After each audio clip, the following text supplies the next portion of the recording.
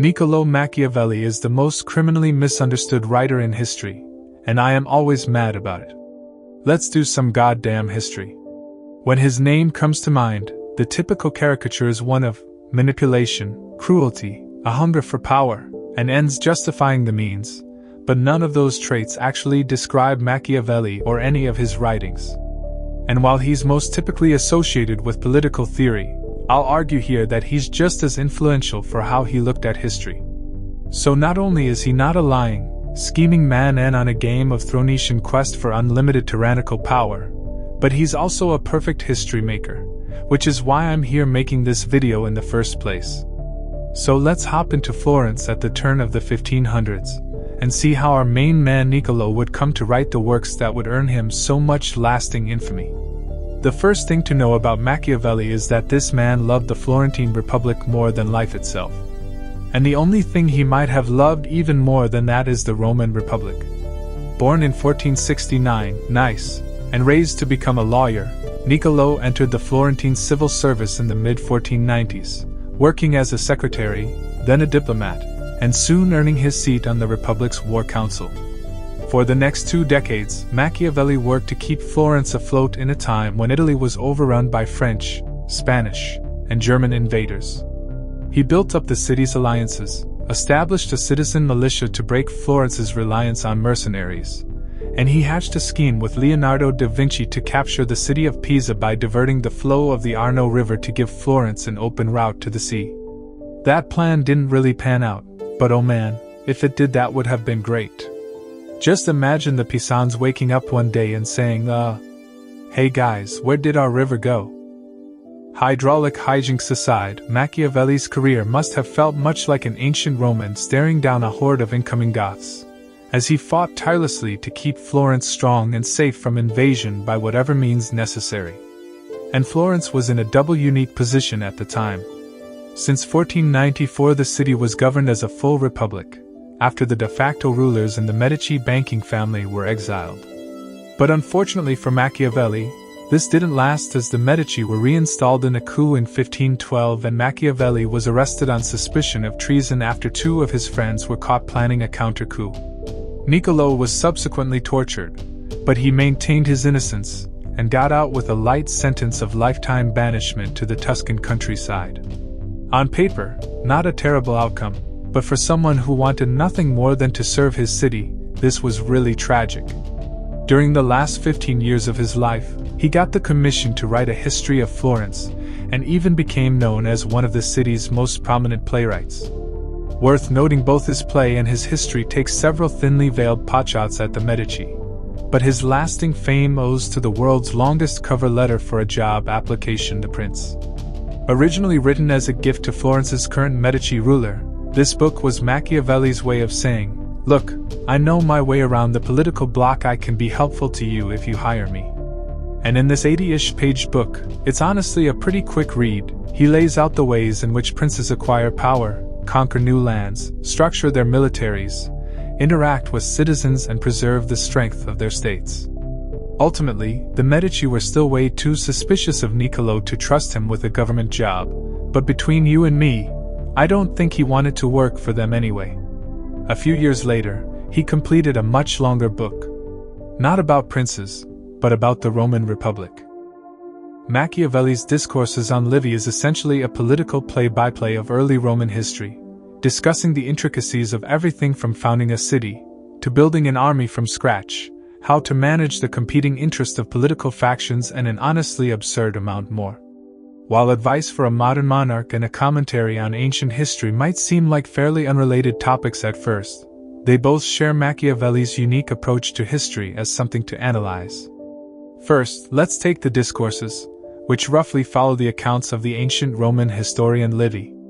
Commentaries on old texts is a tradition going back to antiquity, but Machiavelli organized all of his observations around the central questions of why Rome succeeded and where Rome failed. He starts with the basics of founding Rome and creating the Republic, describing the different types of republics, and why friction between the Senate and the plebeians made Rome stronger. But when he examines whether it's better to place power in the hands of the people or the elite, he completely diverts to cite Sparta and Venice as examples of successful aristocracies. From there, the book is still mainly about Rome, and with good reason. There's a lot to talk about, but all that history is structured around the discussion of the politics in a republic, so it proceeds roughly by topic rather than by a strict chronology. Of all the historians who talked a big game on how important it was to learn from the past to understand the present, Machiavelli was the first one to actually empirically do that. He takes specific historical examples, breaks them down, and analyses what went right and wrong in order to provide evidence for his claims. He's not a historian in the traditional sense because he's not writing a historical narrative, but he's so influential because he treats the past like it's all data in a lab, where different types of government can all play out for us to look at and observe. Through history, abstract political theory becomes much more concrete. For instance, he repeatedly praises the Roman army's effectiveness in conquering the Italian peninsula because it was staffed with citizens who actually cared whether they won or lost. And he compares this at length to the modern Italian problem of relying on mercenaries who are loyal to nothing but gold. In another passage, he goes off about how stupid conspiracies are, discussing everything from the thwarted Pazzi conspiracy to assassinate Lorenzo de' Medici, to this one Roman senator who failed to kill Emperor Commodus because he insisted on shouting, "The Senate sends its regards," before knifing him. But while he was up there being a diva and not stabbing the emperor, his guards just tackled the idiot to the ground. Compare this to the assassins who killed Caesar stabbed first, chant slogans later. Even still, it didn't really work out so great for them, and I'm getting off topic here. There are a lot of examples to dig into. The Prince follows much of the same structure and technique, though it's formulated as a generalized advice book, rather than an ancient historical commentary. It starts from the position of a prince who's just come into power and goes from there to explain how they're supposed to expand, reform, and preserve their new state through political plays and good military management. The prince's historical examples are much more wide-ranging and skew far more modern, as Machiavelli spends most of the book explaining how Italy got to be in the mess that was the Italian Wars. I won't get too far into it because this stuff is comedy gold for the next Pope fights, but basically, France invaded Italy in 1494 and didn't really achieve a whole lot. But then Germany and Spain decided to get in on the action, and by the 1510s, every major power in Europe was throwing their armies around in the Italian peninsula, and nobody was having a good time, especially not the Italians. In The Prince, Machiavelli compares France's first foray into Italy with Rome's much more successful conquest of Greece, wherein they played to local rivalries and struck decisively at the strongest threat in the region. Later, he gives a political and military play-by-play of how the Papal States used this French commotion to increase their own territory under the generalship of the Pope's son Cesare Borgia.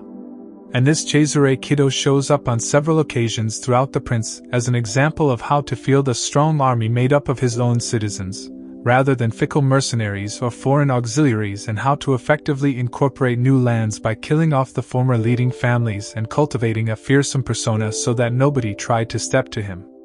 Yeah, so this is where things start to get dicey for Machiavelli, because it sure looks like he's being explicitly praiseful of tyrannical regimes. Aside from eye-catching lines like, "It's safer to be feared than loved," he at times advocates lying, breaking promises, and on several occasions full-on murder. So it's not hard to see why The Prince earned a spot on the Church's index of banned books, and soon enough, the popular conception of Machiavelli was nothing but schemes and villainy. But hold up a gosh darn minute, this is the same guy who wrote a 400-page love letter to ancient Rome in which he says, "A republic is more prudent, more stable, and of better judgments than a prince." For context, that quote comes from section 1, chapter 58, which is titled, "The multitude is wiser and more constant than a prince." Perhaps it should not be a surprise that the avowed Roman Republic fanboy was indeed a fan of republics this whole time. What a shock! Machiavelli loved Rome so much, he would spend at least 4 hours every night reading and writing about ancient Rome while cosplaying in a toga.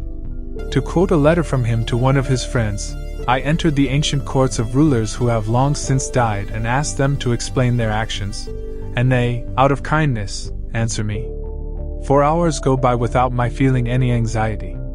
I forget every worry, I'm no longer afraid of poverty, or frightened of death. I live entirely through them. That is, well, one, pretty touching, and two, I'd say that this is case closed. My boy Machiavelli has been wildly mischaracterized, and he's as far from a wannabe tyrant as can be. But that still doesn't explain why the prince gives such cold, morally detached advice on how to govern. Republican preferences aside, if both books are backed up by historical analysis, their viewpoints shouldn't be conflicting, right? Well, here's the thing, they aren't. See, Machiavelli studied law, so he knew his rhetoric inside and out, and he was clever as a fox on top of that.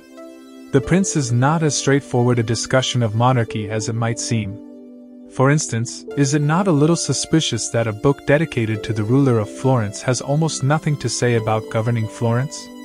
Machiavelli didn't write down any of his actual advice about how the Medici should govern Florence because, fucking leave, would have gotten him tortured again.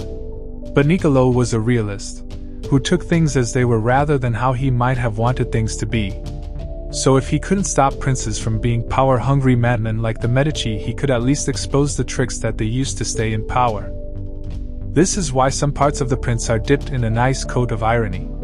He outright says his hope is to write a book that will be useful at least to those who read it intelligently. That, dear viewers, is a 16th century glove slap. Throughout history, most people who read The Prince did not do that. People either praised Machiavelli as a political go-getter or disparaged him as a kiss-up to tyrants because they read The Prince fully and ironically, which is really not how it was meant to be interpreted. Machiavelli's greatest trick was masking a scathing criticism of princes as a handy how-to book. But even for all the satire and snark, Machiavelli accepts that princes do have their time and place. And most of his advice for princely governance is actually pretty solid.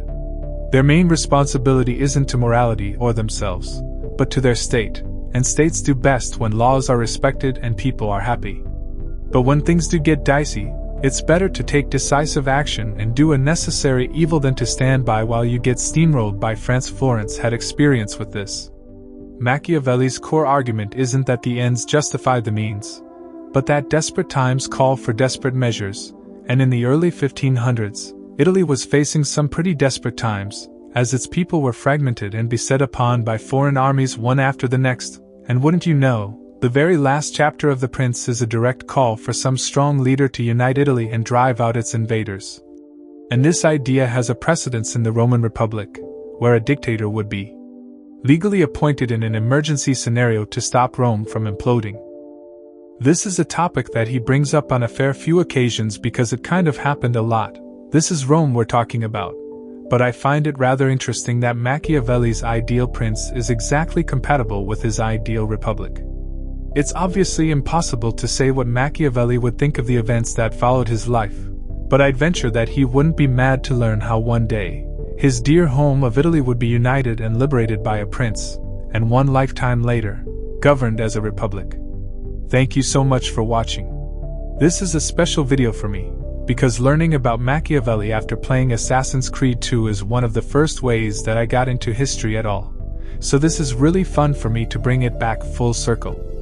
Also, apologies for the way this video sounds. My microphone is being uncooperative, and I've had a stuffy nose for pretty much the past 2 weeks straight. And now I'll see you in the next video.